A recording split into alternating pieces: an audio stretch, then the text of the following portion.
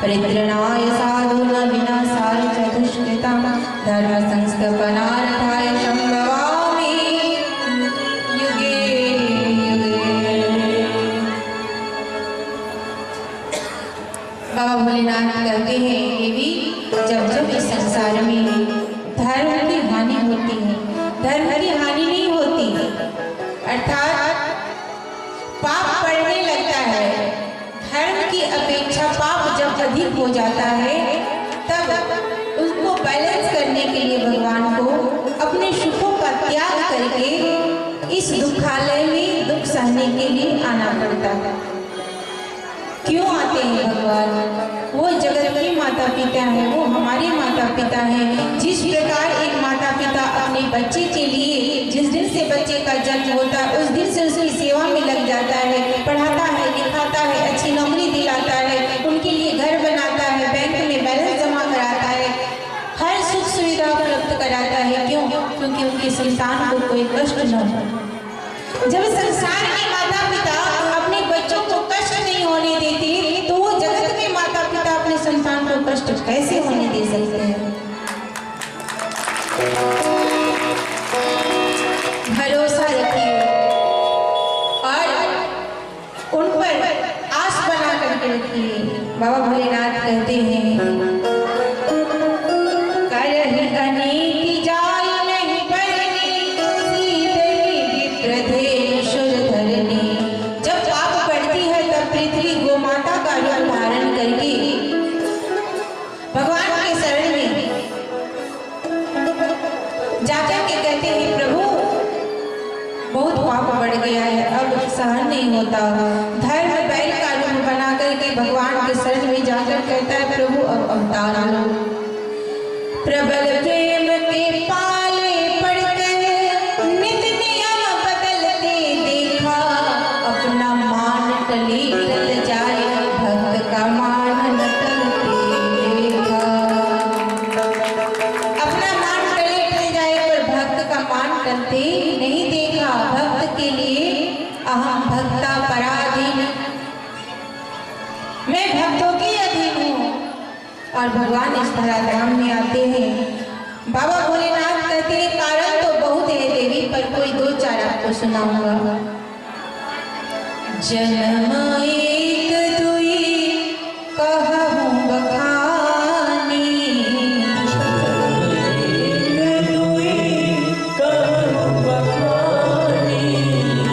सावधान सुनो सुमति भवानी।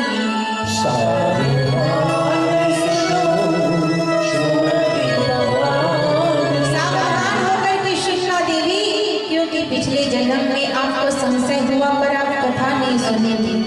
एक दो जन्म के बारे में बताऊंगा, सुनो। पहला जन्म भगवान का क्यों हुआ? द्वारपाल हरि के दो,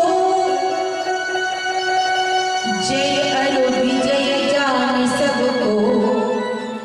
द्वारपाल हरि के प्रिय दो, जय अरु विजय जान सबको। भगवान विष्णु के द्वारपाल हैं जय और विजय। एक बार शंकादि ऋषि भगवान विष्णु के दर्शनार्थ के लिए आए हुए थे। द्वारपालों से कहा जाने दो, पर द्वारपाल ने रोक दिया। शंकादि ऋषि कौन है? ब्रह्मा जी के पुत्र हैं। चार पुत्र, शनक, शनक नंदन, सनत कुमार और सनातन। बोल रही हूँ ना? तो चार पुत्र हैं जिन्हें शंकादि ऋषि के नाम से जाना जाता है। वो आए और जय और विजय को कहा, हमें जाने दो, नारायण से मिलना है, पर रोक दिया। नहीं, अभी प्रभु विश्राम कर रहे हैं।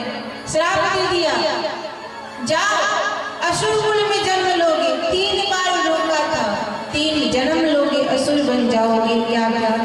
एक जन्म में रावण कुंभकर्ण बन जाओगे, दूसरे जन्म में हिरण्यकशिपु वक्र और शिशुपाल बनोगे। भगवान दौड़ करके आ गए, ये आपने क्या कर दिया, अभिशाप दे दिया मेरे द्वारपालों को। बोला हाँ, जब जब भगवान विश्राम करने लगता है तब तक कोई ना कोई घटना घटी जाती है, लेकिन आपको भी जाना पड़ेगा। जब रावण कुंभकर्ण बना तब भगवान राम के रूप में आए, हिरण्यकशिपु हिरणाक्ष बना तब हिरणाक्ष के उद्धार के लिए प्रभु वराह अवतार आए, वराह अवतार लेकर के आए और हिरण्यकशिपु के उद्धार के लिए नरसिंह अवतार लेकर के आए। दंत वक्र और शिशुपाल के उद्धार के लिए भगवान श्री कृष्ण के रूप में आए। विप्र शाप ते दोनों भाई, तामस देह असुर दिन पाई। एक कलप सुर देख दुखारी, सब संहारी। और जलंधर, बाबा भोलेनाथ कहते हैं देवी, एक जलंधर नाम का असुर हुआ। कौन है यह जलंधर? समुद्र का पुत्र है। जलंधर नाम का एक असुर हुआ, उनका विवाह वृंदा के साथ हुआ।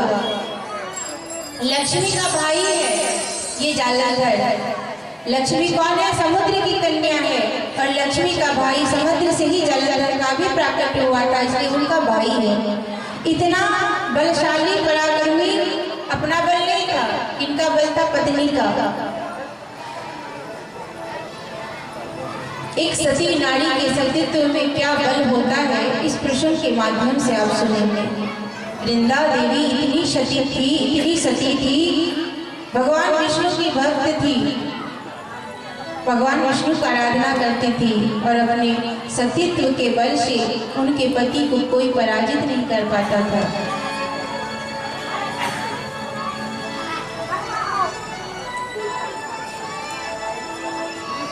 ऐसन सती की महिमा मन भावे बहिना।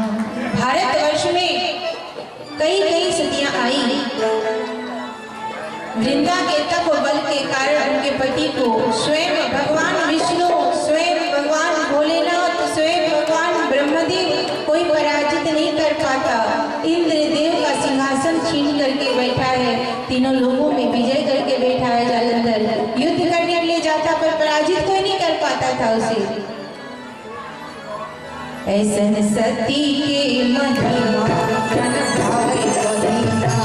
ऐसन सती के महिमा मन भावे बहिना। मन भावे बहिना, मन भावे बहिना, मन भावे बहिना। ऐसन सती के महिमा मन भावे बहिना। ऐसन सती के महिमा भावे बहिना।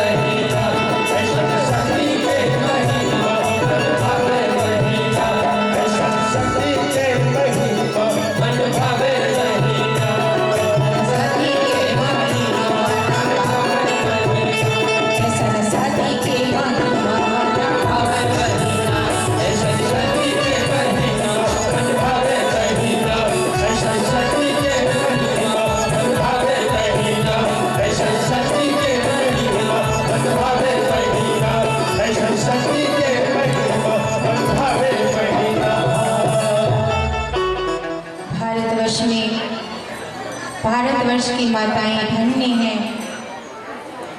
सती सावित्री जिन्होंने अपने मृत पति को भी जीवित कर लिया, जिनकी आयु 1 वर्ष थी सत्यवान की, उनकी आयु को बढ़ाया। धन्य है सती अनुसुईया जिसने ब्रह्मा विष्णु महेश को बालक बना करके पालने में झूला झूलाया। और एक ये सती है वृंदा, अपने तपबल के कारण, अपने सतीत्व के कारण अपने पति को अजर अमर बना रही है। एक कलप सब सुर देखी दुखारी, समर जलंधर मारिन शंभु की न संग्राम अपार। किसी का आदर करे नहीं करे, साले साहब की बड़ी स्वागत होती है ससुराल में।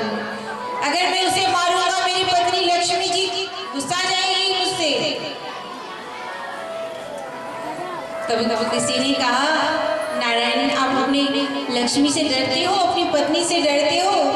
नारायण भगवान कहते हैं, मैं क्या, पूरा सृष्टि डरता है पत्नी से।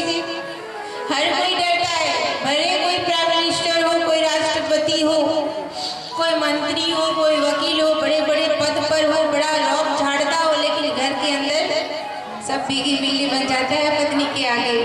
फिर मैं क्यों नहीं डरूं? और डरना भी चाहिए। क्यों डरना चाहिए? क्योंकि हर चीज में एक नारी की प्रधानता मानी गई है। सुबह उठिए तो उषा के किरणों के साथ, वो भी क्या है, नारी ही है, उषा। उषा के साथ दिन की शुरुआत होती है। और पूजा करो तो प्रार्थना, पूजा, धन चाहिए तो लक्ष्मी मैया की पूजा करो, विद्या चाहिए तो सरस्वती मैया की पूजा करो, शक्ति चाहिए तो दुर्गा मैया की पूजा करो। सब नारियों की प्रधानता बताई गई है। जीवन भर एक नारी का क्या महत्व है, हमें अपने संसार में, अपने जीवन में देखने को मिलता है। श्री हरि नारायण ने कहा, मैं युद्ध नहीं कर सकता। सब जोड़ हाथ करके खड़े हो गए, कुछ तो करो भगवान। तब आज क्या किया? छल किया। जालंधर युद्ध करने के लिए आए हैं, बाबा भोलेनाथ से युद्ध कर रहे हैं। वृंदा देवी ने अपने पति से कहा था कि स्वामी आप जा रहे हैं, मैं अखंड दीप जला करके बैठते हूँ, जब तक आप वापस नहीं आओगे तब तक मैं यहीं बैठी रहूंगी, आपको कोई नहीं हरा सकेगा, आप जाइए। लेकिन आज नारायण छल करके जालंधर का वेश बना करके आया। जैसे ही देवी वृंदा ने देखा कि मेरे पति युद्ध विजय करके आ गए, तुरंत दीप को छोड़ करके, जो अखंड प्रतिज्ञा ली थी उसे छोड़ करके पति के पास चली गई। जब पति स्वयं आ गए तो पूजा करके क्या फायदा? उठ करके जैसे ही गई, ये दीप बुझ गया और वहां भगवान भोलेनाथ ने जालंधर के शीश को काट दिया। वो जालंधर का शीश वृंदा के चरणों के आगे गिर पड़ा। जैसे ही देखी, यहाँ भी मेरे पति का शीश, वहां भी मेरा पति खड़ा है, एक पति खड़ा है, एक पति मरा हुआ पड़ा है। समझ गई, कौन हो तुम? तुम्हारी इतनी हिम्मत, इतना दुस्साहस, एक सती पतिव्रता के सतीत्व को नष्ट करने के लिए आई हो? अभी अभी शाम देकर के भस्म कर दूंगी। नारायण अपने वास्तविक स्वरूप में आ जाते हैं। वृंदा कहती है, वृंदा बोली, हे विष्णु छल किया तूने मेरे साथ, पाषाण हो जाओ तुम, देती हूँ मैं अभिशाप। वृंदा बोली, हे विष्णु छल किया है तूने मेरे साथ, जाओ, भगवान होकर भी तुम्हारे दिल में दया नहीं आई, तुम्हारे हृदय में ये विचार नहीं हुआ, पत्थर की हो ना पत्थर की बन जाओ। वृंदा बोली, हे विष्णु छल किया तूने मेरे साथ, पाषाण हो जाओगे, देती हूँ मैं अभिशाप। तुरंत शालिग्राम बन गए, पत्थर के बन गए। पत्थर के रूप में पूछे जाते हैं ना, तो पूछे जाते हो ना आप, जाओ पत्थर के बन जाओगे। आपके हृदय में दया नहीं है, आप भगवान ने क्या अपराध था मेरा, क्या अपराध था मेरे पति का? पत्थर के बन गए, शालिग्राम का रूप हो गया। त्राही त्राही मच गई पूरे ब्रह्मांड में, अब क्या होगा? भगवान पत्थर के बन गए, अब सृष्टि कैसे चलेगी? सृष्टि का पालन कैसे होगा? सब वृंदा देवी के चरणों में गिर पड़े। वृंदा देवी ने कहा ठीक है। फिर से पुनः नारायण अपने वास्तविक स्वरूप में आ गए, लेकिन एक स्वरूप शालिग्राम का होगा।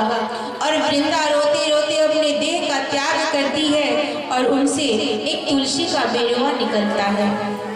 वो तुलसी का पौधा जो सभी सनातनियों के घर में रहना चाहिए। तुलसी के पौधे की, तुलसी की इतनी महिमा है, पौधों में तुलसी को पौधा नहीं मानना चाहिए, माता पिता को इंसान नहीं मानना चाहिए, और गौ माता को गाय नहीं मानना चाहिए, उन्हें भी देवता मानना चाहिए।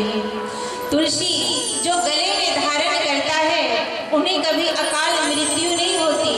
ये सिर्फ शोभा की माला नहीं है जो हम पहनते हैं, इन्हें धारण करने के लिए व्रत नियम का पालन करना पड़ता है, अशुद्ध चीजों का त्याग करना पड़ता है, पवित्र रहना पड़ता है। शौच इत्यादि करने के बाद अपने शरीर को पवित्र करना पड़ता है, अपने मुखमंडल में ऐसी कोई गंदी वस्तु नहीं डालनी पड़ती, शुद्ध रहना पड़ता है। लेकिन जिस घर में तुलसी का पौधा हो, उस घर में सदैव सुख समृद्धि का निवास होता है।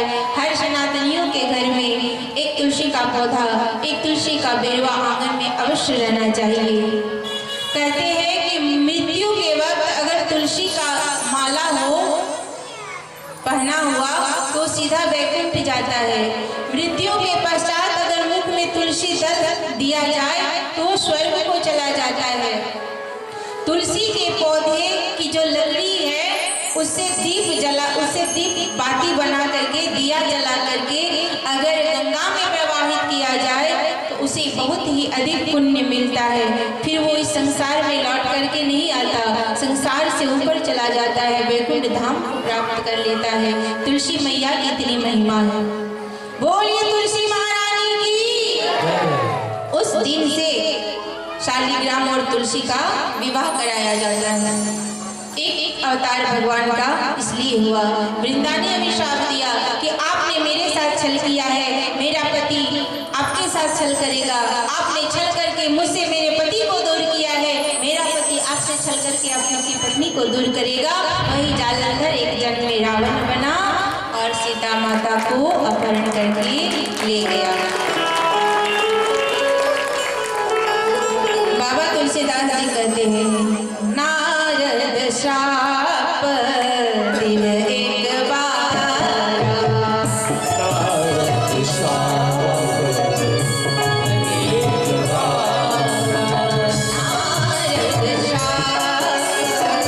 दिन एक बार, नारद श्राप एक बार, कल्प एक से ही लगी अवतारा,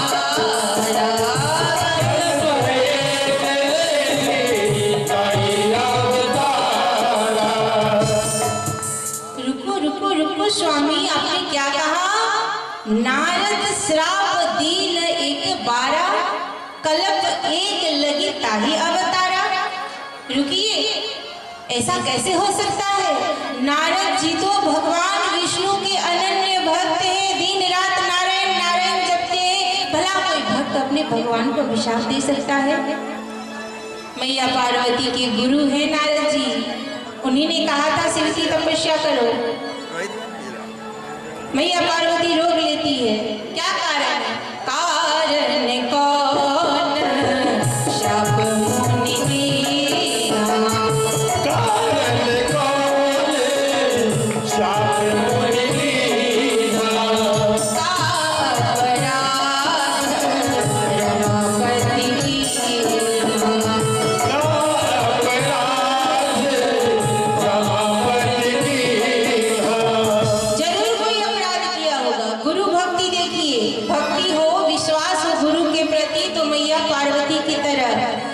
क्यों श्राप दिया नारद जी ने? जरूर कोई अपराध किया होगा नारायण ने, रमापति ने, इसलिए श्राप दिया। मेरे गुरुजी कभी अनुचित कार्य नहीं कर सकते, इतना भरोसा।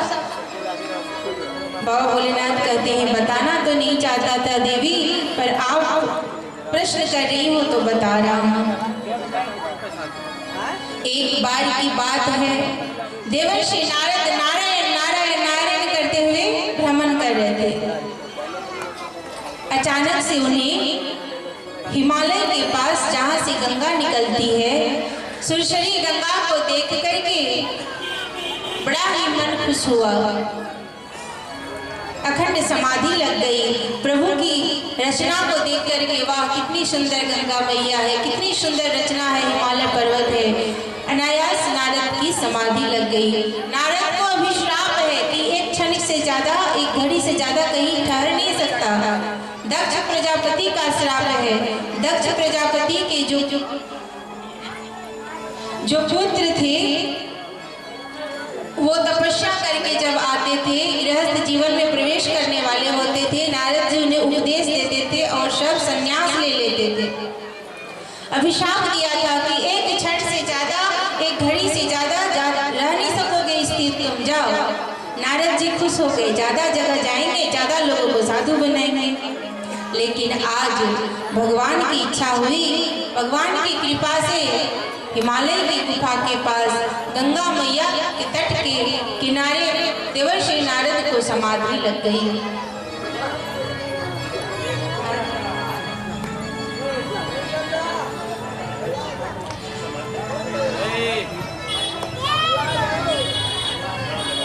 अखंड समाधि लग गई। जब समाधि लगी तब देवराज इंद्र को भय हो गया। देवराज इंद्र को बड़ा जल्दी भय होता है। क्यों? इंद्रासन जाने का। अगर आप अधिक पुण्य करने लगो ना, दिन रात राम राम जपने लगो, तो आपसे डर जाएंगे देवराज इंद्र। अरे ये मनुष्य होकर के इतना पूजा पाठ कर रहा है, कहीं मेरा सिंहासन न ले जाए। सच में आपसे डरने लगेंगे देवराज इंद्र। क्यों चाहिए उन्हें इंद्रासन? लेकिन भय हो गया कि ये नारद जी कहीं एक घड़ी से ज्यादा ठहर नहीं सकते। आज अखंड समाधि लग गई है, कहीं तप करके भगवान को खुश कर लिया और मेरा इंद्रासन छीन लिया तो मैं कहाँ जाऊंगा। तुरंत भेजे अपने चेलों को, जाओ नारद का तपस्या भंग करके आओ। नारद जी बैठे हैं, नारायण नारायण कर रहे हैं। सभी प्रेम से एक बार कहेंगे, श्रीमन नारायण नारायण नारायण।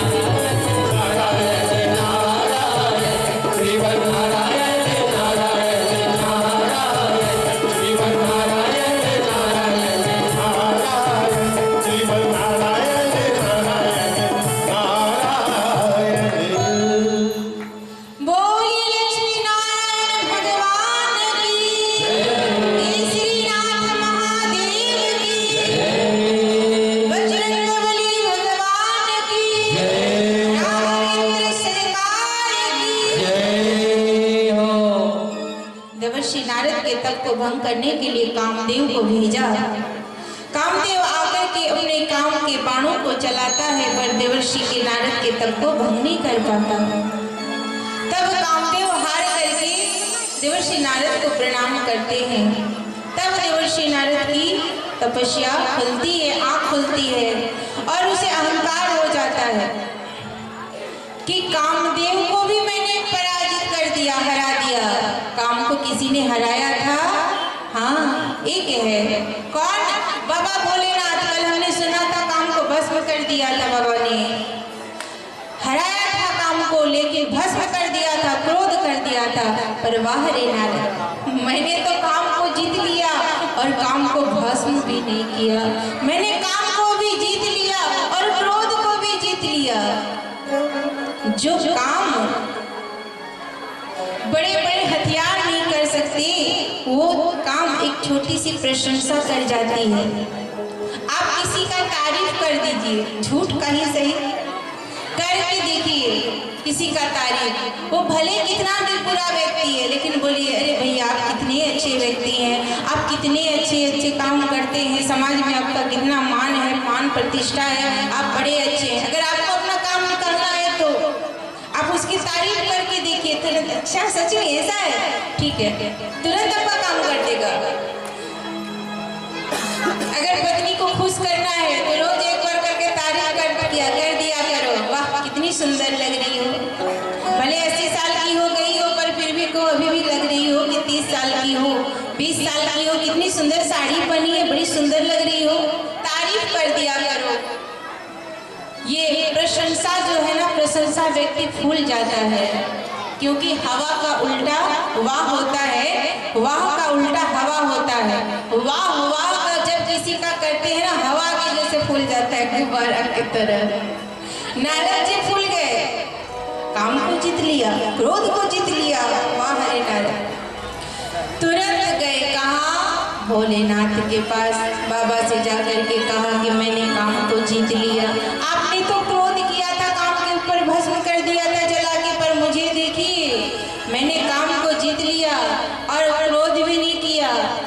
बाबा ने सोचा देवर्षि नारद आज तक राम कथा कहते थे, आज काम कथा कहने लगा। कहा नारद जी ये बात जो मुझे बताई है आप किसी को बताना मत। हाथ जोड़ करके विनती करता हूँ कि ये कथा किसी को बताना मत, खास करके नारायण के पास तो बिल्कुल मत कहना। लेकिन नारद जी को लगा कि भोले बाबा मुझसे जल रहे हैं, शंकर मुझसे जल रहे हैं, मैंने काम पर विजय प्राप्त कर लिया है, इनकी बराबरी में मैं हो चुका हूँ, इसलिए मुझसे जल रहे हैं। तुरंत गए कहा नारायण के पास और वहां भी जाकर के कहने लगे। नारायण ने देखा कि नारद आए हैं, अब थोड़ी भक्ति की चर्चा होगी, राम राम अब किया जाएगा। लेकिन नारद जी क्या कहने लगे? प्रभु, नारायण ने कहा देवर्षि नारद आइए पधारिए, क्या बात है, इतने दिनों बाद रास्ता भूल गए थे क्या? देवर्षि नारद ने कहा कहाँ प्रभु, फुर्सत ही नहीं मिलती। क्यों, क्या हुआ? क्या बताऊं, मैंने अखंड समाधि लगा ली थी, मुझे तो अभिशाप है, कहीं रुक नहीं सकता, पर फिर भी अखंड समाधि लग गई।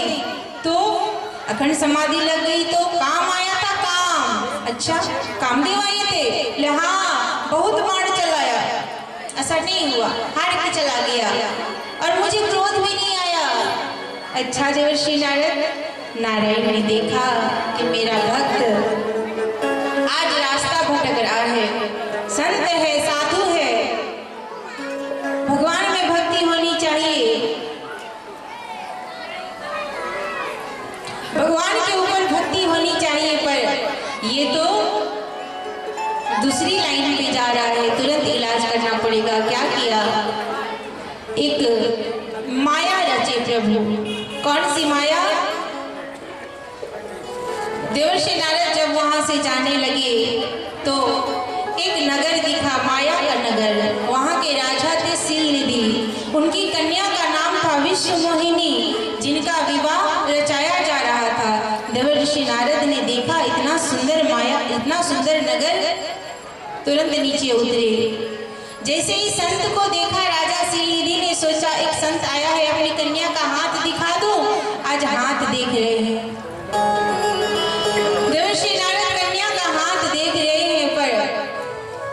क्या देखेंगे, विश्व मोहिनी नाम है उसका।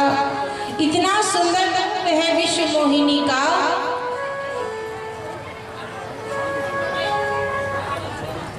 इतना सुंदर रूप है, सौंदर्य है इतना सुंदर।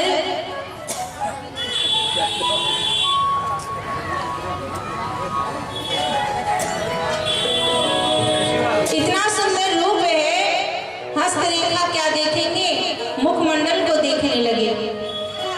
आज रूप में मोहित हो गए और उल्टा पुल्टा पढ़ लिए। क्या? इस कन्या के साथ जिसका विवाह होगा वो अजय अमर हो जाएगा, वो भगवान के बराबर हो जाएगा, उसकी कभी मृत्यु नहीं होगी, धन संपदा से भर जाएगा।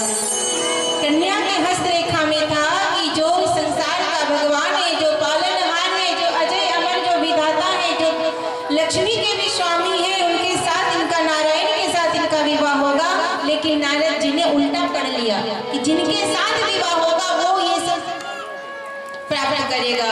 तुरंत कहा है नारायण के पास और कहा, बाबा नारायण, हे प्रभु, मुझे आज आपसे एक चीज चाहिए, एक थोड़ी सी हेल्प कर दो। क्या? प्रभु आप बड़े सुंदर हैं, आप विश्व मोहन हैं, आप अपना चेहरा उधार दे दीजिए एक दिन के लिए। बताइए, कोई किसी का चेहरा उधार मांगता है? किसी का कोट मांग ले, चलो कोई बात नहीं, किसी का गाड़ी मांग ले, किसी का चलता है, पर कोई किसी का चेहरा उधार मांगता है कभी? आज नारद जी ने कहा आपका चेहरा उधार दे दीजिए। नारायण ने कहा ठीक है, लेकिन नारद जी एक बात बोले। क्या? जेहि विधिनाथ होई हित मोरा, जेहि विधिनाथ होई हित मोरा, तारहो सुबीर दास में तोरा। तेहि विधिनाथ होई हित मोरा,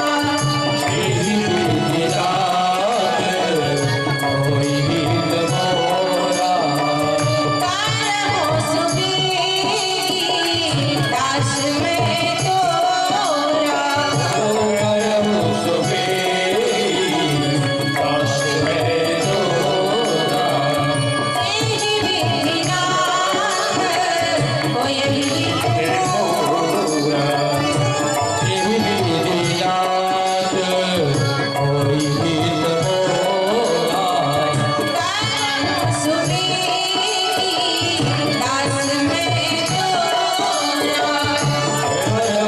सुबीर दास में तोरा। एक बात मुंह से निकल गया, जेहि विधिनाथ होई हित मोरा। यही हम सबको भी कहना चाहिए कि भगवान जिसमें हमारी भलाई हो वो करो। देवर्षि नारद आज मांगने आए थे भगवान विष्णु का चेहरा, पर उन्होंने बना दिया बंदर का चेहरा। जब गए हैं राजसभा में, देवर्षि नारद ने सोचा मैं तो बड़ा सुंदर लग रहा हूँ, पहली लाइन में बैठ गए।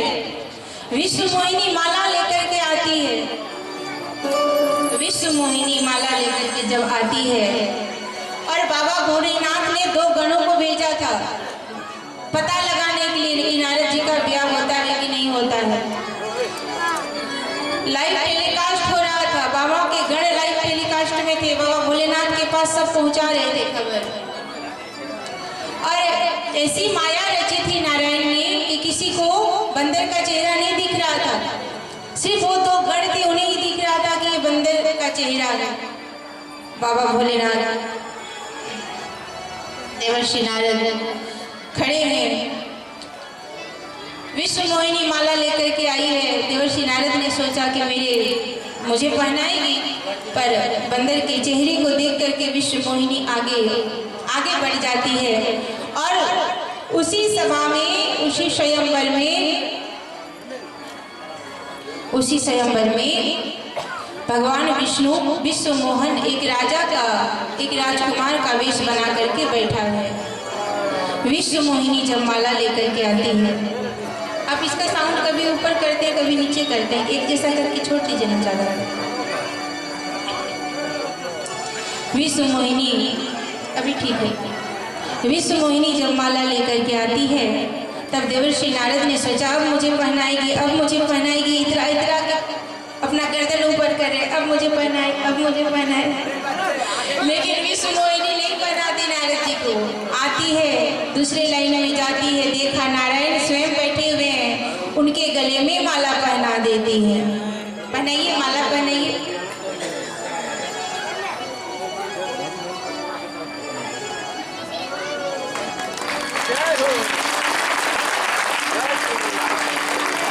बोली लक्ष्मी नारायण भगवान की जय। विष्णु मोहन की जय हो। आज देवर्षि नारद ने जैसे ही देखा, माला मुझे नहीं पहनाया, और जो दो गढ़ थे उन्होंने अपमान किया देवर्षि नारद का। देखो देखो, माला पहनने के लिए आया था, इसे देखो कैसा मुंह बन गया है। अरे बंदर का चेहरा लेके विष्णु मोहिनी से शादी करने के लिए आया है। नारद ने सुना, बंदर? मैं बंदर कैसे? एक जल का पात्र भरा हुआ था। गणों ने कहा, देखो अपना चेहरा देखो। जैसे ही देवर्षि नारद ने अपना चेहरा देखा, जलकुंड में आग बबूला हो गया। तुरंत गया विष्णु के पास। रास्ते में जा ही रहे थे, रास्ते में ही भगवान मिल गए। और वो भी कैसे मिले? विष्णु मोहिनी के साथ मिले। खड़े हो जाइए। नारद ने देखा, नारद जी आप इधर घूम जाइए। देवर्षि नारद ने देखा नारायण को, और साथ में वही विष्णु मोहिनी कन्या जिनके साथ विवाह होने वाला था पर ब्याह नहीं हुआ, आज आंख बबूला हो जाते हैं क्रोध से और विष्णु भगवान को अभिशाप देते हैं। पर संपदा सकूं नहीं देखी, तुम्हारी ईशा कपट विसेखी। कपि आकृति तुम कीन हमारी, करहि कीस सहाय तुम्हारी।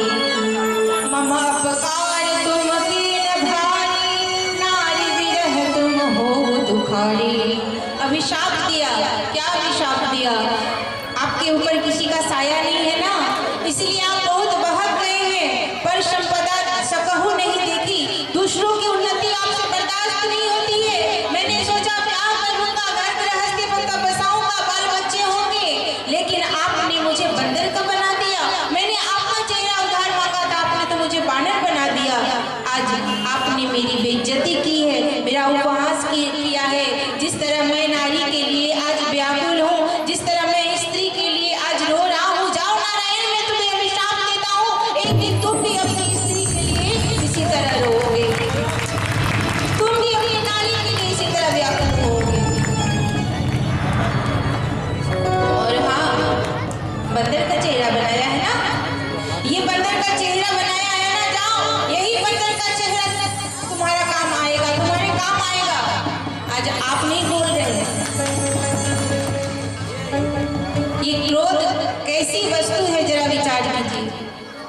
क्रोध में जब व्यक्ति होता है सब भूल जाता है। पर संपदा सकहु नहीं देखी, तुम्हारे ईर्षा कपट विशेषी। तुम कपटी हो, तुम छली हो, तुम निर्दयी हो। जब तुम्हें भगवान भगवान करके माथे पे चढ़ा दिए हैं, तुम भगवान नहीं हो। भगवान अपने भक्त के साथ ऐसा करता है। एक छोटी सी वस्तु मांगी थी, कुछ देर के लिए मांगी थी, सदैव के लिए थोड़ी ना मांगा था। अरे कल वापस कर देता आपका चेहरा, ब्याह तो करा देते। तुम्हारे साथ भी इसी तरह से होगा। आपकी पत्नी भी आपके साथ रहने वाली नहीं है, और ये बानर का चेहरा ही आपका काम आएगा। बानर भालू ही आपकी सहायता करेंगे। नारायण का हो गया, तुरंत अपने माया को हटाया। नारद जी को होश आया, ये मैंने क्या कर दिया। क्षमा मांगने लगा, प्रभु क्षमा कर दीजिए। नारायण कहते कोई बात नहीं, ये सब तो होना ही था, ये सब तो मेरी ही माया है, मैं ही चाहता था ऐसा हो, इसलिए ये हुआ। इस तरह से देवर्षि नारद भगवान विष्णु को अभिशाप देते हैं और बाबा भोलेनाथ मैया पार्वती को प्रभु के जन्म के कारण को बताते हैं। हमने 3 कारण को श्रवण किया। पहला, द्वारपाल जय और विजय, उन्हें अभिशाप मिला। दूसरा, जालंधर वृंदा का अभिशाप मिला नारायण को, और तीसरा, नारद जी ने अभिशाप दिया। और भी 2-3 कारण हैं जो हम लोग द्वितीय पाली की कथा में सुनेंगे। समय भी हो चुकी है, इसलिए अभी की कथा को हम यहीं पे विश्राम देंगे, और द्वितीय पाली की कथा में प्रभु श्री राम का जन्मोत्सव, आज प्रभु प्रभु श्री राम का जन्म होने वाला है कथा के माध्यम से, इसलिए आप सभी भक्त पीले पीले वस्त्र को धारण करके जरूर आइएगा कथा श्रवण करने के लिए, समय से आ जाइएगा। आइए।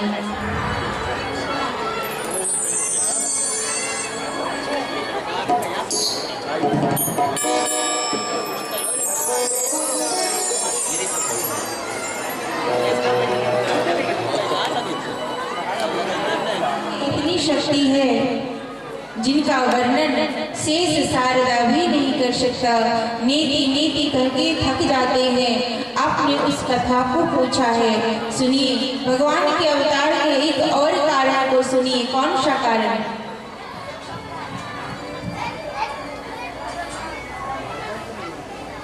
धर्म धुरंधर नीति निधान। धर्म धुरंधर नीति निधाना, तेज प्रतापशील बलवाना। के कई देश के राजा सत्यकेतु के पुत्र थे प्रताप भानु। छोटा पुत्र था अरिमर्दन। बड़ा न्यायप्रिय राजा था प्रताप भानु। प्रजाओं से पुत्र की भांति प्रेम करता था। धर्मशील था।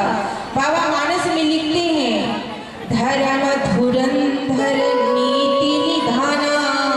धर्म धुरंधर नीति निधाना, इतने सारे अच्छे अच्छे शब्दों का प्रयोग किया है।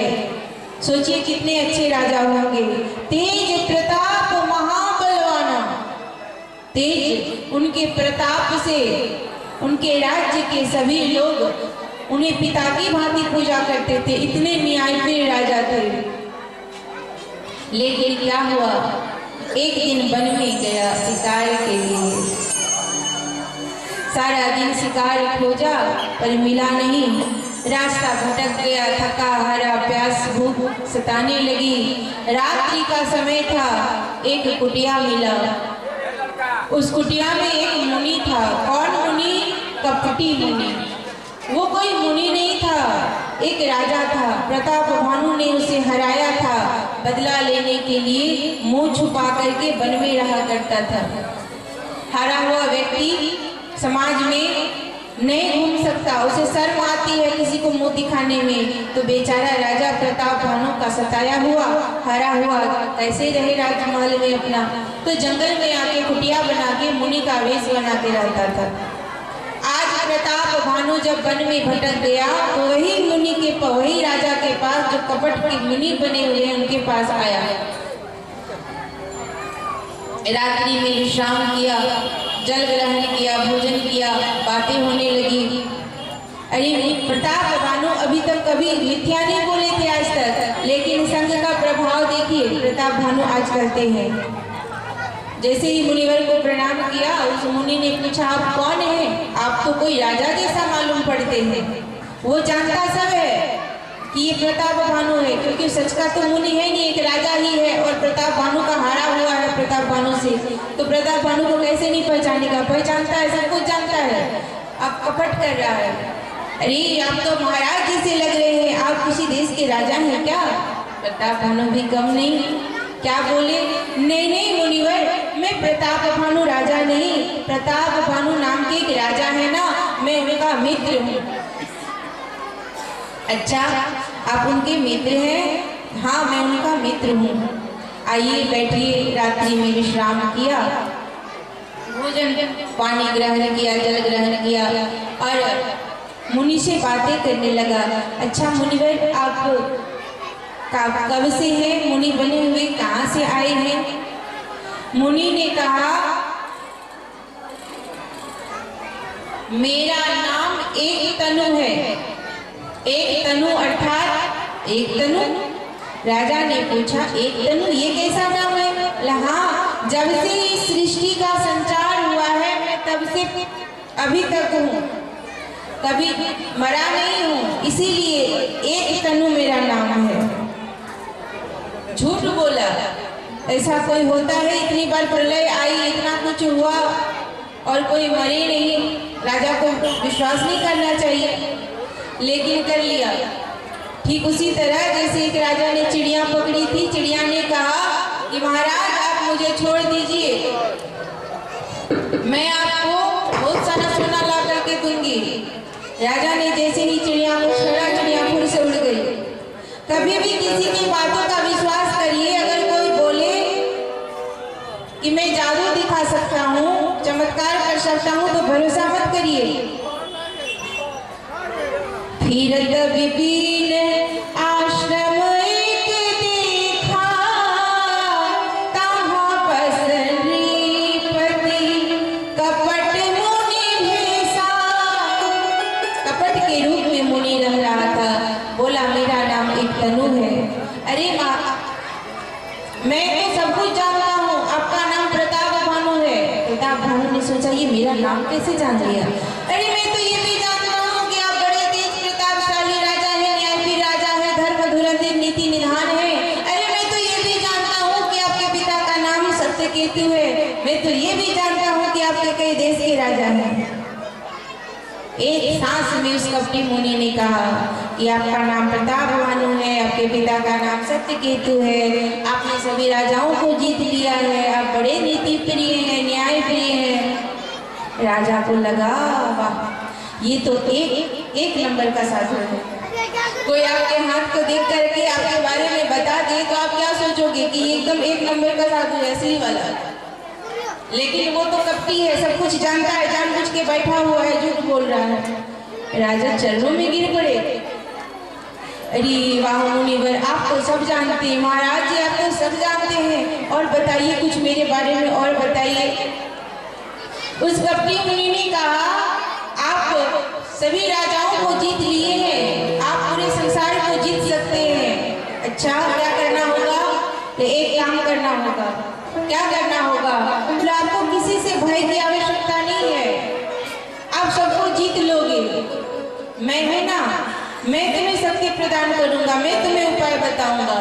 चरणों में गिर पड़ा प्रताप भानु। बताइए क्या करना पड़ेगा? उस कपटी मुनि ने कहा कि आपको एक ही व्यक्ति से डर है। कौन सा व्यक्ति? ब्राह्मण से। अगर ब्राह्मण को आप अपने बस में कर लो तो इस संसार में कोई आपके खिलाफ नहीं जा सकता, कोई राजा आपको हरा नहीं सकता। अच्छा तो क्या मेरी मृत्यु भी नहीं होगी, मैं अमर हो जाऊंगा? हाँ हो सकते हो। नहीं नहीं, जो इस संसार में आया है वो तो मरेगा, तुम कैसे नहीं मरोगे? मरोगे तो। लेकिन हाँ, अगर ब्राह्मणों को अपने बस में कर लोगे तो अगर ब्राह्मणों का आशीर्वाद मिल जाएगा तब तुम अमर हो सकते हो। तब ना तो तुम्हें भूख प्यास लगेगी, ना तो तुम्हें कोई राजा हरा सकेगा, तुम्हारे राज्य का कीर्ति तीनों लोक में फैलेगा, और तो तुम अमर हो जाओगे। और प्रताप भानु को सब पर विश्वास हो गया। क्यों? क्योंकि उनके मन में लोभ था। ऐसा लालच ने घर बना लिया। लोभनाशस्य कारणम। लालच का पिता कौन है? लालच का पिता पाप। पाप ये लालच ही है जो हमें पाप कराती है। एक संत थे, उस संत ने बड़ी डिग्रियां प्राप्त कर करके आए थे बनारस से, पंडिताई सीख करके आया था। लेकिन उसके पिता ने पूछा एक बात बताओ, लालच का पिता कौन है? बोले मुझे नहीं पता। निकाल दिया घर से, जाओ पता करके आओ कि लालच का पिता कौन है। गया पता लगाने, जा ही रहा था, रास्ते में प्यास लग गई, एक कुटिया दिखा, कुटिया में प्रवेश कर गया। उस कुटिया के अंदर एक कन्या थी, एक स्त्री थी। उन्हें बैठाया संत महाराज को और कहा एक बात, ये लीजिए, आपको जल प्यास लगी है, जल लीजिए, लेकिन रुकिए मुनिवर, मैं आपको बता दूं, मैं कोई अच्छी स्त्री नहीं हूँ, मैं वैश्या हूँ, ये वैश्या की कुटिया है, और आप साधु महाराज हैं, मैं आपको बता दूं, नहीं तो मुझे पाप लगेगा। अगर आप पानी पीना चाहते हैं तो पी लीजिए, लेकिन मैं ये साफ है। उस संत ने कहा नहीं नहीं नहीं, मैं पानी नहीं पीऊंगा। उठ के खड़े हो गए, जाने लगे। मैं प्यासे मर जाऊंगा पर तुम्हारी कुटिया का जल नहीं पीऊंगा। उस वेश्या ने कहा अरे महाराज, अब तो आ ही गए हैं मेरे आश्रम में, थोड़ा पानी पी लीजिए। नहीं पीऊंगा, मुझे बहुत पाप लग गया तेरी कुटिया में आने से, जाके अभी गंगा में स्नान करूंगा, सब पाप होगा। उस स्त्री ने कहा कि पाप तो लग ही गया, गंगा में स्नान तो करोगे ही, डुबकी तो लगाओगे ही, पानी प्यास में क्यों मरोगे, पानी पी लो, एक डुबकी और ज्यादा लगा लेना, पी लीजिए। नहीं नहीं पीऊंगा। लेकिन भीतर गई और भीतर से सोने की कुछ सिक्के लेकर के आई और बोली ये लीजिए, आप एक डुबकी और लगा लीजिएगा, आप पानी पी लीजिए। पानी पी लिया। अब उस वेश्या ने कहा कि महाराज अब पानी तो पी ही लिया है, पाप तो लग ही गया है, एक काम कीजिए, मैंने कभी साधु संतों का सेवा नहीं किया, आप मुझे थोड़ी पुण्य दे दीजिए, आप मेरे हाथों का भोजन कर लीजिए। संत खड़े हो गए, नहीं नहीं, इतना बड़ा पाप, तुम्हारे हाथों का भोजन मैं खाऊं, मैं ब्रह्मचारी, बाल ब्रह्मचारी संत हूँ और तुम्हारे हाथों का भोजन खाऊं, नहीं हो सकता। वो फिर भीतर गई और 2-4 और सोने के सिक्के लेकर के आई और हाथ में, महाराज ये लीजिए, आप 2-4 डुबकी और लगा लेना, पाप तो हो ही गया है, अब थोड़ी भोजन कर लो। संत ने कहा ठीक है, धन को देख करके लालच बढ़ रहा है उसके मन में, कहा ठीक है भोजन कर लूंगा, पर तुम्हारे हाथों का नहीं करूंगा, मैं खुद बनाऊंगा। फिर वो भीतर गई और 5-6 सिक्के लेकर के आई, महाराज 2-4 डुबकी और लगा लेना, पर मेरे हाथों का ही खा लो। कहा अच्छा ठीक है बनाओ। बनाई बड़े प्रेम से और भोजन लेकर के आई। जब उस संत ने भोजन करना चाहा, उस स्त्री ने कहा रुकिए महाराज, आप तो बड़े ज्ञानी हैं, लेकिन आप लालच में आकर के अपने नीति को भंग कर रहे हैं, अपने सत्य को नष्ट कर रहे हैं। आप साधु हैं, संत हैं, मैंने आपको धन का प्रलोभन क्या दिया, आपने तो अपने चरित्र को ही बिगाड़ दिया। क्या पता मैं आपको और थोड़े धन दे दूं, कुछ और काम करने के लिए कहूँ, आप वो भी कर दोगे। सुनिए, आप मेरे हाथ के बने हुए भोजन को नहीं खा सकते, आप संत हैं, जाइए यहाँ से।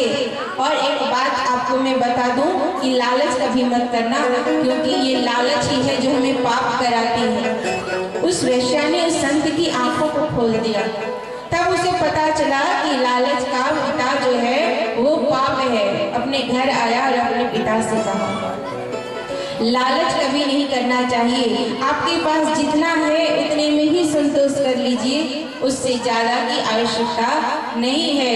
भगवान ने हमें जितना दिया है उतना ही काफी है। 2 वक्त की रोटी मिल जाए, रहने के लिए घर मिल जाए, पहनने के लिए वस्त्र मिल जाए, यही काफी है। ये प्रताप भानु राजा जो है वो लालच कर बैठते हैं और उस कपटी मुनि ने कहा अगर आप ब्राह्मणों को बस में कर लोगे तो आपका कोई कुछ नहीं बिगाड़ सकेगा, तो बस में कैसे करेंगे, आप उपाय बता दीजिए। तब उस कपटी मुनि ने कहा तुम 1 महीने तक सभी ब्राह्मणों को निमंत्रण दो और अपने घर में भोजन कराओ, और हाँ ये बात किसी को बताना नहीं, तेरे और मेरे बीच की पर्सनल गुप्त सीक्रेट बात है, किसी को नहीं बताना। मैं जाऊंगा, रसोई बनाऊंगा और तुम परोसना और अच्छे से खिलाना।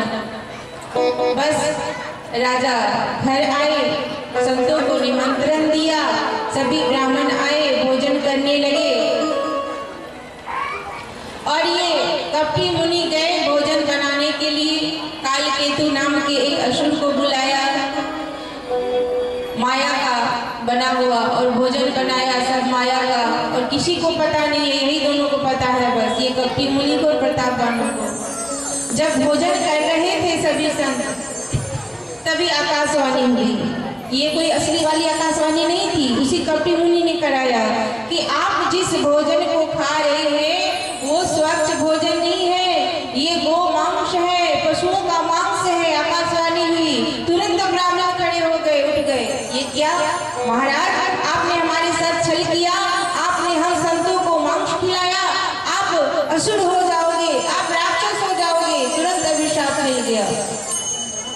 फिर से आकाशवाणी हुई, आकाशवाणी में कहा विप्र शाप विचाय नदीहा, नाही अपराध नृप कछु कीन्हा।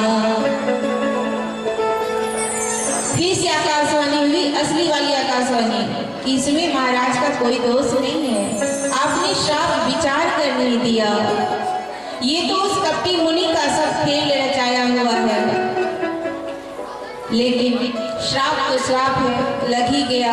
वही प्रताप भानु रावण बना, अरिमर्दन कुंभकर्ण बना और धर्मरुचि नाम के जो मंत्री थे वो विभीषण बने।